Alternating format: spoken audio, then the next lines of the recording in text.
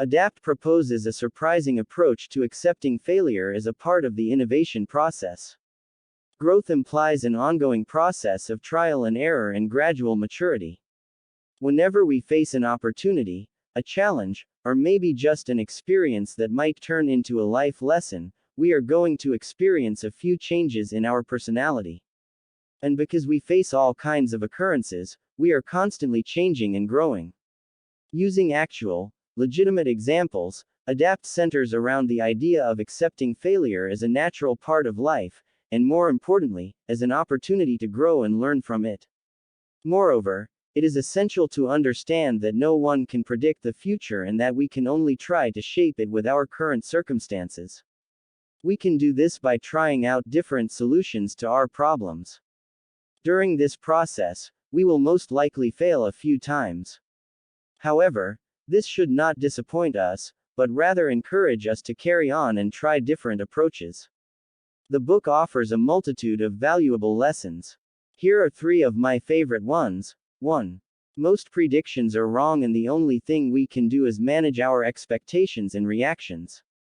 2. Trial and error processes harness innovation, while centralized authorities stifle it. 3. Presents and patents are some of the best ways to encourage innovation. But what do these lessons really mean? Lesson 1. Expectation beats disappointment when forecasts go wrong. A study conducted by economist Paul Ormerod states that the extinction rate of companies and species are quite similar over a time frame of 500 million years. Who could have predicted that? In another experiment from the book, experts tried to forecast the future of different companies, events, or even states, and they rarely came true. Therefore, predictions are lucky guesses, and they should not be treated as facts. Most likely, they will fail to come true, and we have to learn how to manage our emotions when it happens. But how do we do that? Harford suggests that we should consider failure a natural part of any process or plan.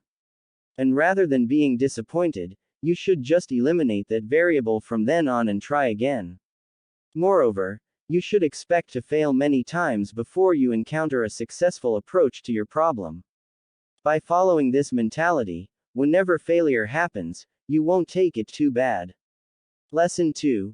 Bureaucracy and authority hold back innovation processes.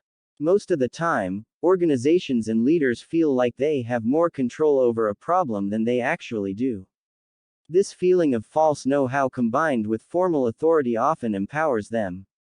Therefore, they make utopic decisions under the impression of total control. The book points towards centralization and its capacity to hinder innovation. Given the example of a top-down organization, the author explains how high-level managers cannot make better decisions than local executives that are accustomed to the place and problem. Another example is the Gulf War in Iraq. A general on the battlefield suggested that the army won over some employees of Saddam Hussein, but the high-level American authorities ignored them. Faced with this issue, individuals defied orders and formed a successful collaboration between citizens and troops. These examples teach us that there are certain situations when the innovative instinct surpasses the rational one. To be innovative, you have to think outside the box, even though you may fail. This doesn't mean that you should defy authorities, but rather experiment with your creativity outside your usual framework. Lesson 3. Gifting prizes or awards can boost innovation and critical thinking. Innovation relies heavily on creativity and critical thinking. Therefore, we have to find ways to harness the creative process, brainstorming, and reasoning skills. We've seen how organizations often fail to do so due to high levels of centralization and bureaucracy. Now, let's see how to achieve the opposite. Harford suggests that if you want to enhance innovation, there are 2 ways to do this. The first one is patenting. By giving monopoly over an idea to the one that came up with it, you encourage that person and the people around them to be more innovative. Why? Because through a patent they can benefit personally from it. Another way to stimulate innovation is by awarding goal-oriented prizes. Not only will they be a source of praise for the researchers and their results, but they will also enhance competition and the discovery of new findings. Usually, The most effective innovation boosters are money prizes, research-specific awards, or titles. Creativity lays the foundation for development. The world we currently live in is the result of many creative processes and innovations. Therefore, we have to harness, nurture, and protect all processes that have the potential to become discoveries, as they are the engine that drives our world towards better things.